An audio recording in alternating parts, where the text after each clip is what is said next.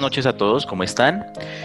Somos estudiantes de Psicología de la Corporación Universitaria Minuto de Dios y el día de hoy me encuentro con Iván Gómez, Johan Cañón y Luis Vázquez y pues quien les presenta Eric Villamil para hablar del tema acerca de la educación inclusiva. Tenemos que mencionar que el tema de la educación inclusiva surge hacia los años 90 en la conferencia de la UNESCO que se presenta en Tailandia, en donde se presenta la propuesta y la idea de escuela para todos. Y esta escuela pensaba precisamente en el tema de la educación especial. Unos años más tarde, en la conferencia de Salamanca, luego de la reunión de 88 países, se llega a la conclusión que es importante llegar a garantizar la educación que sea eficaz y efectiva para todos los participantes de la misma, en este caso los estudiantes, y cómo los docentes llegaban a transmitir esa información. Existe una breve diferencia entre lo que es la educación inclusiva y la inclusión educativa. En cuanto a la educación inclusiva, nos podemos referir específicamente a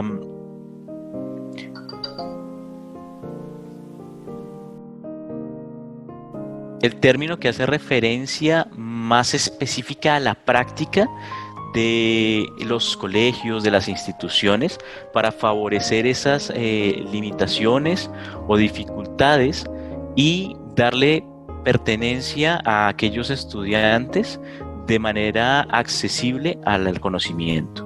Y cuando hablamos de la inclusión educativa, tenemos que hablar del concepto teórico, es decir, básicamente cómo organizamos esas ideas para promover la igualdad dentro de la adquisición de los conocimientos.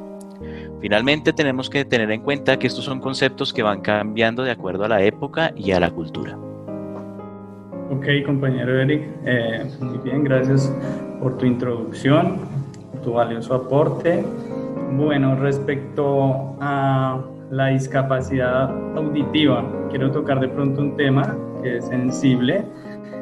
Algunas de las excusas más frecuentes que se escuchan por parte de las familias al momento de exigir una educación inclusiva para sus hijos con discapacidad es que los colegios y los maestros supuestamente no están preparados, no tienen experiencia en inclusión ni fueron formados para esto, entre muchas otras excusas. Estas excusas pues son realidades dentro de nuestro contexto educativo.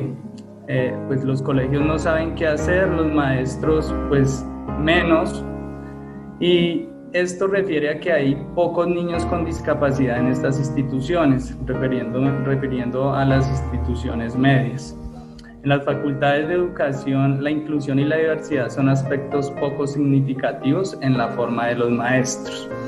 Aquí hacemos nosotros referencia a la importancia que tienen las instituciones y al aporte que como estudiantes podemos darle nosotros a las instituciones.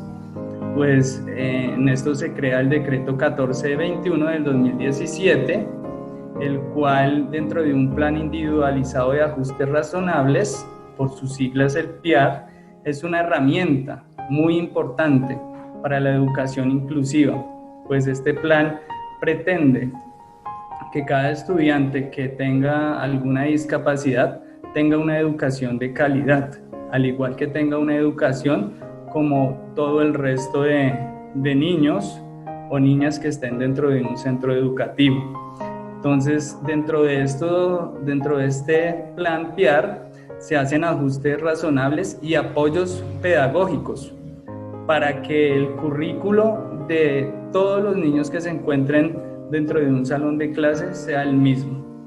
Entonces, por este lado es lo que quiero proponer dentro de los aspectos de la educación inclusiva, como es el PIB. Muchas gracias, Joan. Valioso aporte. Cordial saludo a todos los presentes. La inclusión educativa viene desde muchos años atrás, pero realmente hay que devolvernos un poco en el tiempo y mirar desde dónde, digamos, la persona viene con esta limitación auditiva. Entonces iniciamos desde que la mamá está en embarazo, puede ser por factores hereditarios o en el caso de las madres que consumen antibióticos durante el embarazo, por X o Y patología que presenten. ¿Y por qué relacionamos esto con lo patológico? Porque muchas veces pensamos que la persona está así, a veces malas ideas dicen, no, está así porque quiere, no, simplemente es un factor patológico que afecta a su cuerpo. Entonces en este momento lo que se hace es, en los recién nacidos se aplican exámenes como los potenciales evocados para poder identificar de dónde proviene, digamos, esa limitación auditiva. Digamos que dentro de los centros educativos de inclusión educativa se manejan este tipo de controles como logoaudiometrías y se manejan todo el tema de potenciales evocados. Potenciales evocados son para los niños y las logoaudiometrías son para los adultos. Esto se hace con el fin de llevar un control, ya que en estos centros educativos no solamente trabajan docentes, también trabajan profesionales de la salud como médicos y como fonoaudiólogos que se encargan de todo el tema del seguimiento a los que tienen implantes cocleares, que son implantes recetados o implantados por el otorrino, que incluyen esto para que la persona pueda tener una mejor calidad de vida. Para la persona que nunca ha escuchado, llegar a escuchar un sonido es algo brillante, es algo importante y es algo de exaltar debido a que es algo nuevo. Entonces digamos que dentro de la inclusión primero tenemos que saber por qué este tipo de población viene con esta limitación auditiva y es entenderlos el por qué. Entonces para eso están los centros educativos, para poder ayudar y orientar a estas personas. El tema es bien importante saberlo manejar con mucha prudencia, porque muchas personas se refieren, es que es sordo. No es que sea sordo, presenta una limitación, hay que enseñarle porque también tiene el potencial para aprender y poder incluirse en la sociedad como un ser humano más. Luis, en este caso es bajo la Secretaría de Educación los que están encargados del programa de educación incluyente. Esta educación incluyente se pretende con un enfoque diferencial donde debemos ver una educación con inclusión sin exclusiones, valga la redundancia. En este caso se tiene en la mira eliminar todas esas barreras físicas, pedagógicas, actitudinales que pues en el marco de ese desarrollo de un joven, de un adolescente, se pueden presentar dificultades. Se pretende que una persona con cualquier tipo de discapacidad tenga un desarrollo cognitivo totalmente adecuado.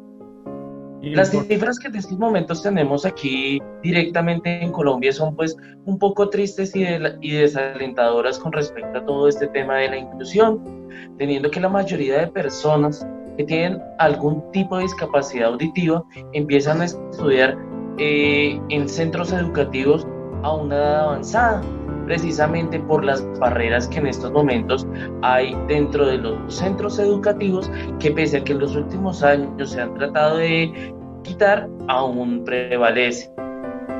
Debemos tener en cuenta algo muy importante, es que en todo este tema de la discapacidad o de las personas con discapacidad auditiva, debemos ver el cómo ellos se comunican, ya sea bajo lenguaje de señas, ya sea dactilología, ya sea bajo continuación bimodal, ya sea bajo redundancia visual o por medio de subtítulos. O sea que hay varias formas de tener una comunicación con una persona que tiene algún tipo de discapacidad auditiva.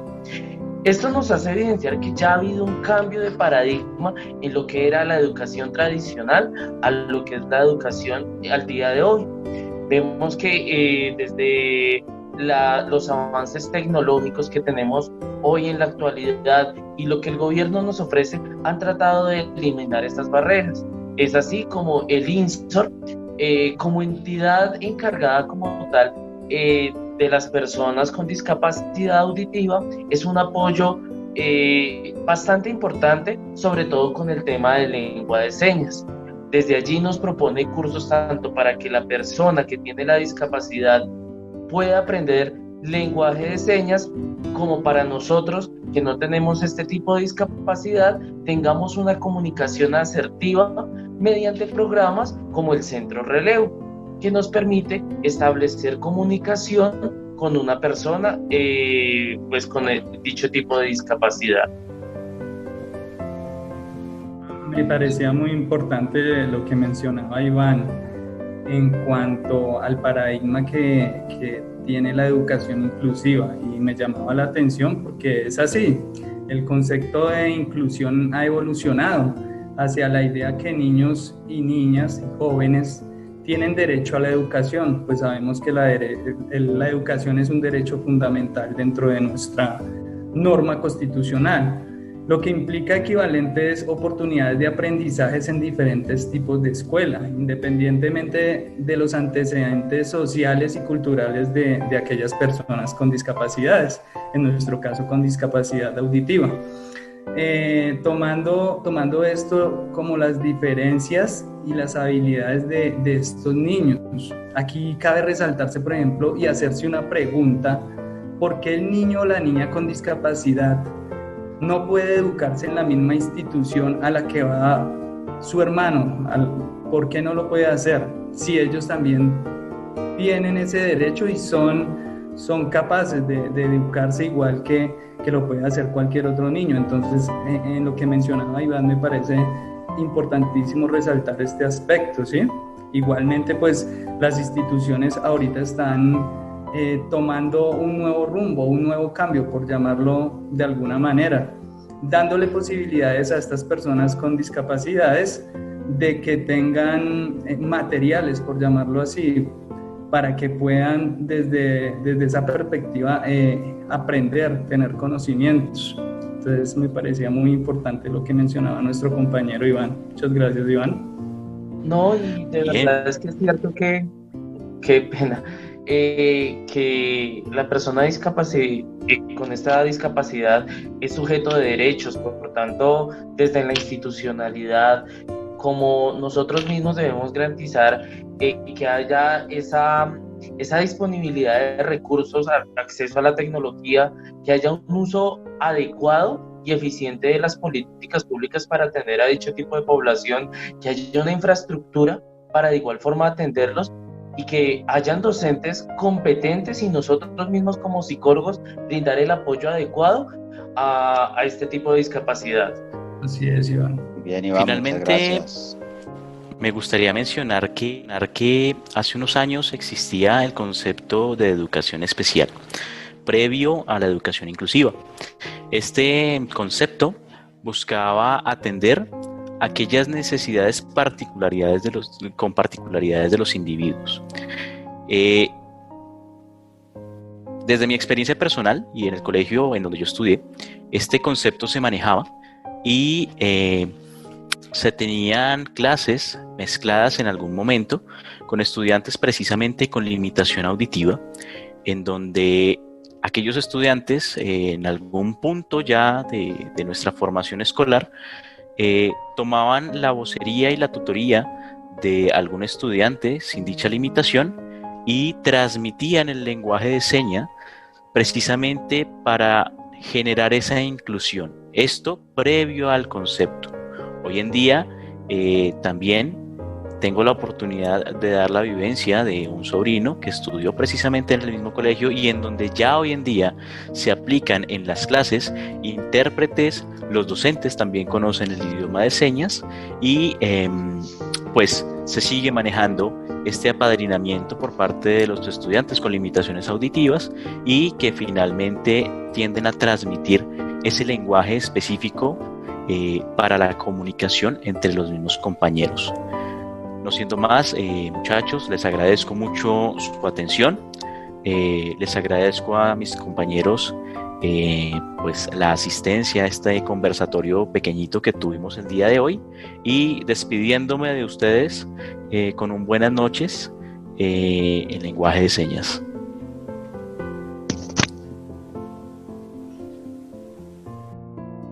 Buenas noches a todos.